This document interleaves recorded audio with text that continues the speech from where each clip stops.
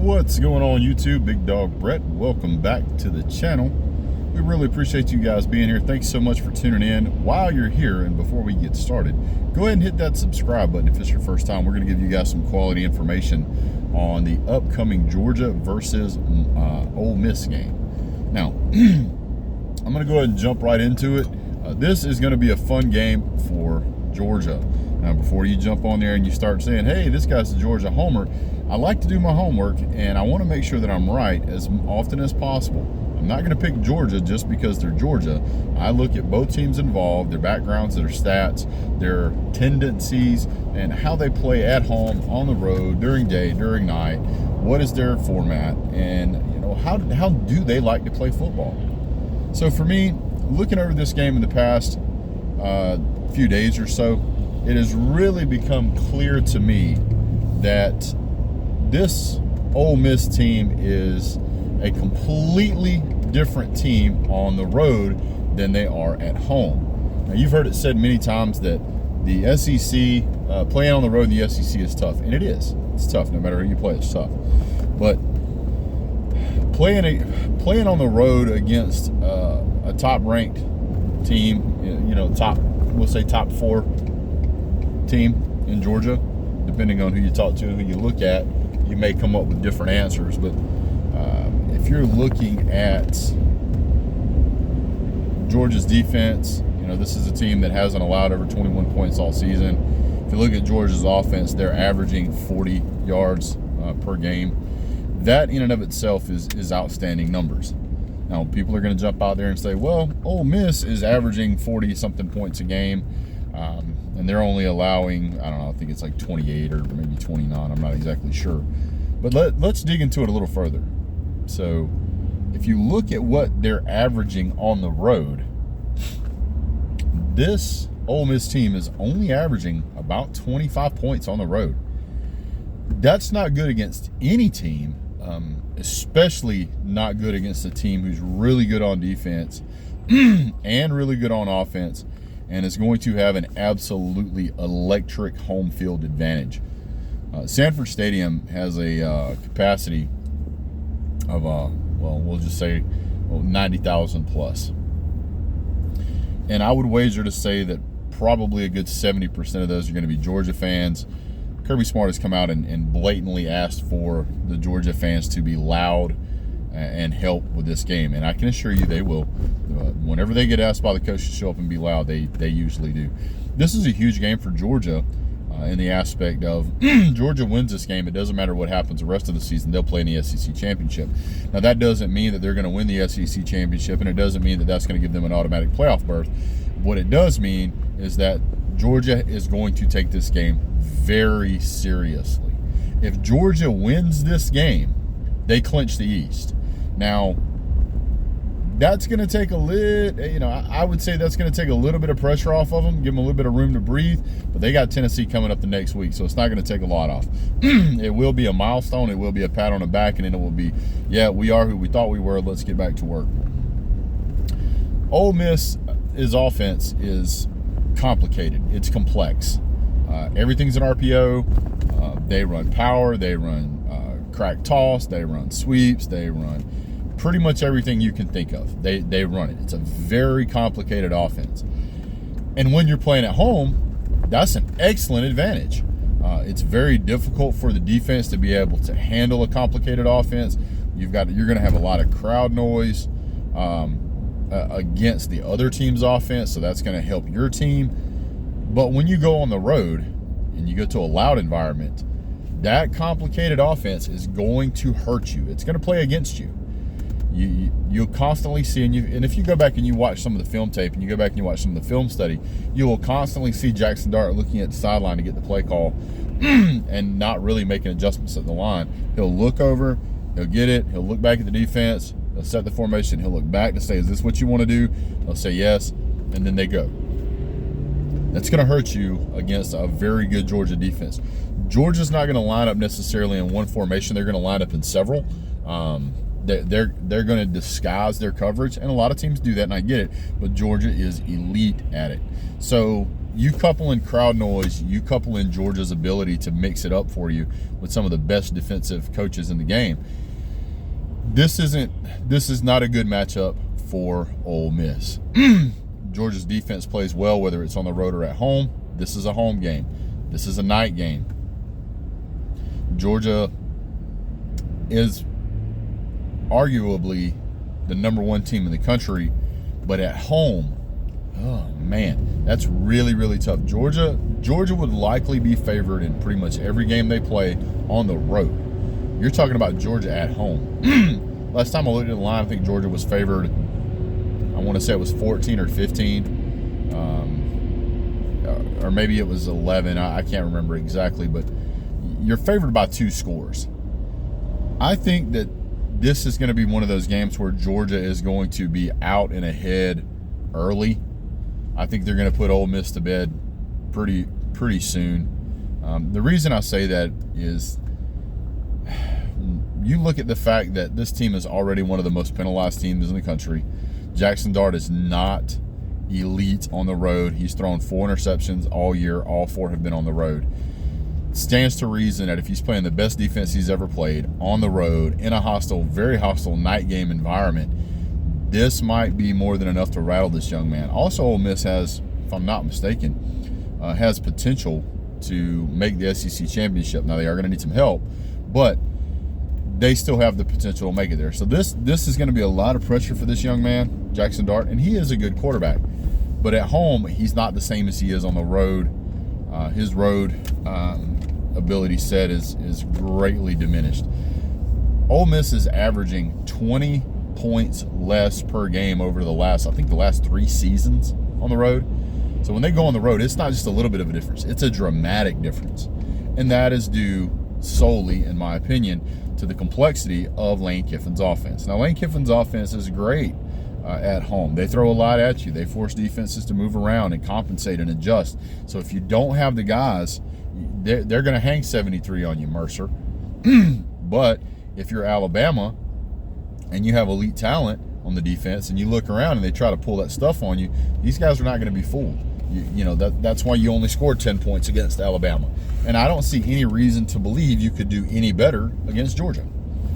Now, let's talk about Georgia's offense. Georgia might very well get Brock Bowers back, but do not expect Brock Bowers to perform a elite level role in this game. You may see him there for potentially misdirection or maybe some type of psychological aspect where they want you to account for Brock Bowers' talent level. But as I have told you guys recently, Oscar Delp is more than qualified to do whatever needs to be done at the tight end position to get other players open. Ladd McConkey continues to be a threat. Roseby Jack-Saint continues to be a threat. Ra Thomas, Dominic Lovett. These guys are not going to have a problem running the ball, catching the ball and running downfield. Now, let's talk about Georgia's run game. Georgia's run game is more than competent enough. Now, there's been games where Georgia hasn't had elite games, and that's fine. But Georgia's run game is still very, very good. I don't see, after watching or rewatching the highlights from the Auburn game, I don't see how Ole Miss is going to be able to contain a quality caliber running back like Deshaun Edwards or Kendon Milton. Now, Ole Miss does have a couple of quality running backs. There's no doubt. You're going to see, I think what you're going to see is them try to get to the corners on Georgia. This seems to be where Georgia's weakness is primarily at, is getting to the corners. Jackson Dart is more of a running style quarterback than what we see in Carson Beck. They will dial up plays on 4th down to try and spring free Jackson Dart. They will run the quarterback. I think he's either their 3rd or 4th leading rusher. So they're going to try and run him. Georgia, I think, is going to primarily sell out to stop the run. They're going to try to get pressure on him very, very quickly, and they're going to force him to throw the ball, which they know in a road environment he is more likely to throw interceptions. So I think the key here for Georgia is to play and make Ole Miss play it honest. And what I mean by that, if Georgia is consistently getting after Jackson Dart and we're keeping him moving and on his toes, so to speak, he's going to have to play the game of his life in order to beat Georgia. Now, last week, I think the guy's name is Harris. Really an elite receiver. He'll play on Sundays. He's a great receiver. He is going to have to contend with the best secondary he's seen all year. If you jump on NCAA Sports and you start looking at stat lines, you can see that this Georgia's defense is very, very good. Don't be confused and don't fall into the trap of, hey, Georgia didn't hold every team to 10 points and they didn't shut out every team, so this Georgia defense is just no good. That is a very big mistake. Both of the last 2 seasons, Georgia has had a historical, generational defense, extraordinarily impressive defense. Now, Georgia still has a really, really good defense, but they don't have that Roquan Smith. Speaking of the linebacker position, if you look, you'll see that Dumas Johnson is out for this game. They call him Pop. And I don't know if it's a forearm fracture. I don't think it's a broken arm, but I don't know what it is. But you're not going to see him play. His backup, whose name escapes me at the moment, is more athletic than Pop. Now, Pop is far more experienced, and so having him on that field is an absolute benefit. And Kirby has already shown many times that he prefers experience over just athleticism. I think that athleticism may be the one key ingredient that Georgia really, really needs. Georgia needs somebody that can get downhill or get to the corners quickly. I think that's one of the biggest things that has hurt Georgia over this season is not being able to get to the corners quick enough to stop some of these little swing passes and these crack tosses. If we get a more athletic player in there who can blow that play up, I think Georgia has a potential to make this game very one-sided. Very one-sided. Now, let's talk about Carson Beck. Carson Beck is, I think, tied for, I want to say, like 6th or 7th in the country in completion percentage. The guy is like throwing for like 72%, no matter whether it's on the road or at home. Absolutely elite talent, a game processor. If you just watch Carson Beck play and you don't know anything about college football, you're going to say, well, he looks pretty good. Well, there's more to it than looks pretty good to Carson Beck. Carson Beck is analyzing everything on the field. And when I say analyzing everything on the field, he is looking at every single potential opening. He throws the ball to where the receiver is going to be. He throws the ball to places where the defenders can't get to it. And he does that by going through his progressions very quickly and looking at what is about to happen instead of what is happening at that moment. This makes him extremely lethal. Makes him very, very difficult to get a hold of. Now, if Georgia's offensive line, which we should be getting back Amarius Mims, if we get Amarius Mims back, you're going to see that Georgia offensive line bolstered. Now, the offensive line that we saw against Missouri, in my opinion, struggled. I think they sacked Carson Beck maybe 2 times. I can't remember exactly. But Carson Beck had some throws that he threw the ball right as he was being hit. This caused him to be off target. And all of that is due to the offensive line not being able to stop Missouri.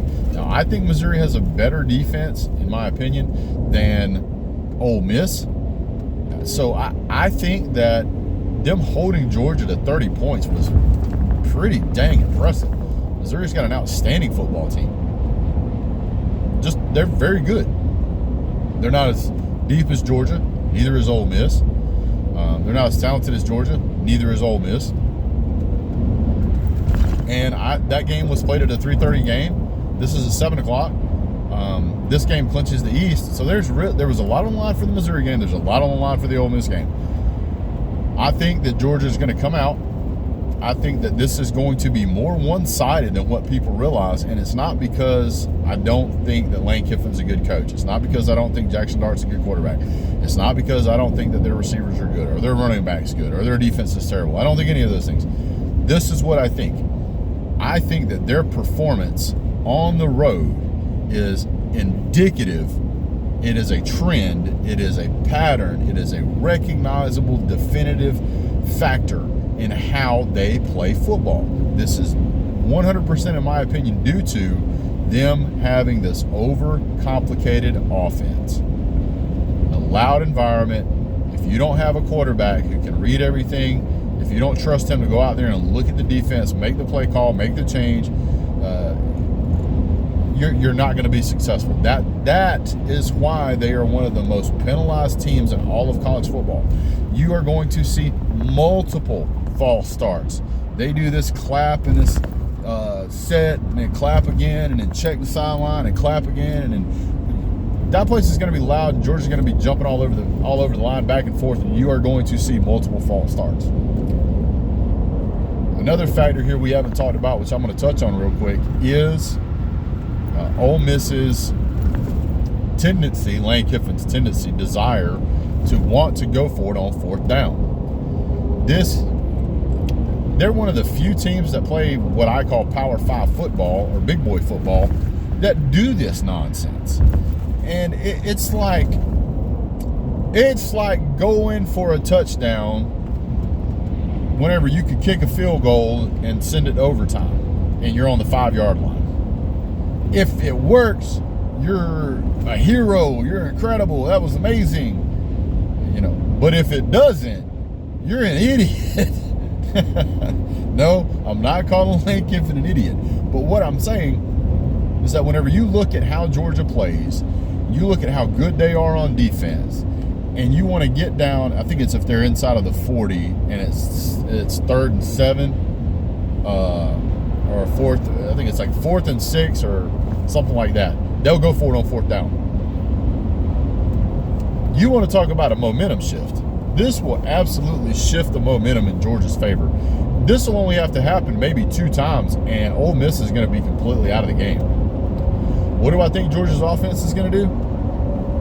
I think what you're going to see from Georgia's offense is, number one, you're going to see a very deliberate play style. You're going to see a very heavy-handed rush game. Georgia's going to want to cram it down Ole Miss's throat and make Ole Miss fight the clock. And Georgia's more than capable of doing it. Georgia has had multiple just quarter-killing drives. And Georgia, I think one time this season, had 16 plays on one drive that took like 8 minutes off the clock. I mean, just insanity. Georgia gets up by 2 or 3 scores, you're going to see a lot of that. I don't see any way that Ole Miss's defense is going to slow Georgia down to the point where they can get back into it. If Georgia gets up a couple of scores, I think Georgia's going to sit on that ball, and it's going to be really, really hard for Ole Miss to get back into it. I think having they have 3 good receivers. Guess how many Missouri had? You're not going to have all 3 of them out there at the same time, and Georgia's secondary has 5 stars all over that field and 4 stars that play like 5 stars. I think you're going to see a game that's going to be very, very one-sided. Now, I get people are going to say I'm just being a homer. I get it. But these are all the things I've looked at. And if you want to call me a homer, that's fine. Go back and look at the data yourself and tell me the data's wrong. Don't call me a hater. Just tell me the data's wrong. If you can show me the data's wrong, I'll be like, hey, maybe you got a point there. But the data's not wrong. Numbers don't lie. You're going to be playing in Athens. It's going to be electric.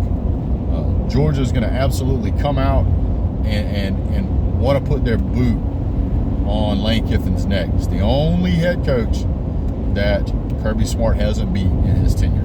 That's because I think we only played him one time forever ago. So, all right, guys. Well, that's it for me. Quick score prediction. Well, I think Georgia's offense is better than what Alabama's offense was. I think Georgia's defense is just as good. I think that you're going to see Georgia 40. We'll say 41. Georgia 41. Ole Miss 13. You guys have a great day. Leave a comment. Your score prediction down below. God bless. Go down.